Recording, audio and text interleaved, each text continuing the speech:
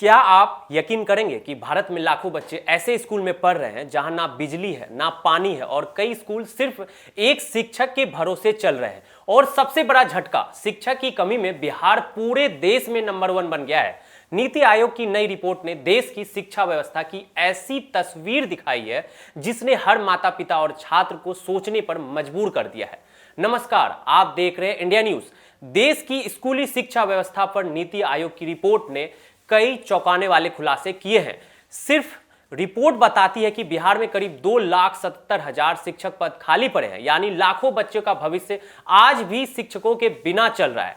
सिर्फ बिहार ही नहीं, देश भर के स्कूलों की हालात पर रिपोर्ट ने गंभीर सवाल उठाए हैं। कहीं बिजली नहीं, कहीं पानी नहीं और कहीं बच्चे के लिए एक ही शिक्षक पूरा स्कूल संभाल रहा है। तो आखिर देश की शिक्षा व्यवस्था की असली तस्वीर क्या है, आइए समझते हैं इस रिपोर्ट की 11 सबसे बड़ी बातें। सबसे पहली बात, बिहार की रिपोर्ट के मुताबिक शिक्षकों की कमी में बिहार देश में पहले नंबर पर आ गया है। राज्य में 2.8 लाख एलटी मैट्रिक, 36,000 सेकेंडरी और 33,000 सीनियर सेकेंडरी शिक्षक पद खाली है।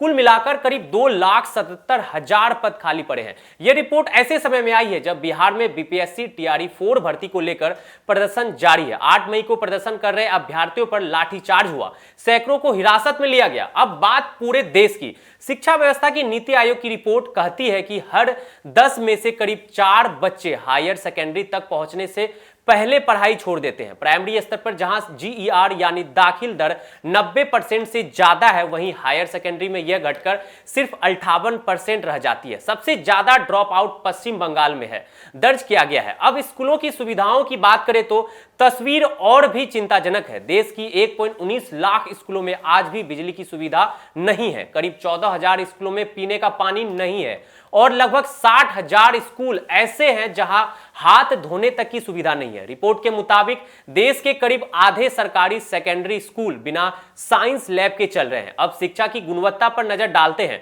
8वीं की सिर्फ 45% बच्चे ही आसान डिवीजन का सवाल हल कर पा रहे हैं। 2014 के मुकाबले बच्चों की पढ़ने और समझने की क्षमता में गिरावट दर्ज हुई है। रिपोर्ट यह भी कहती है कि बच्चे रटकर परीक्षा तो पास कर रहे हैं, लेकिन असली जिंदगी में उसे ज्ञान का इस्तेमाल करने में कमजोर है। इसी बीच प्राइवेट स्कूलों की मांग तेजी से बढ़ी है। 2014 में जहां 31% बच्चे प्राइवेट स्कूल में थे, अब आंकड़ा लगभग 39% तक पहुंच गया है।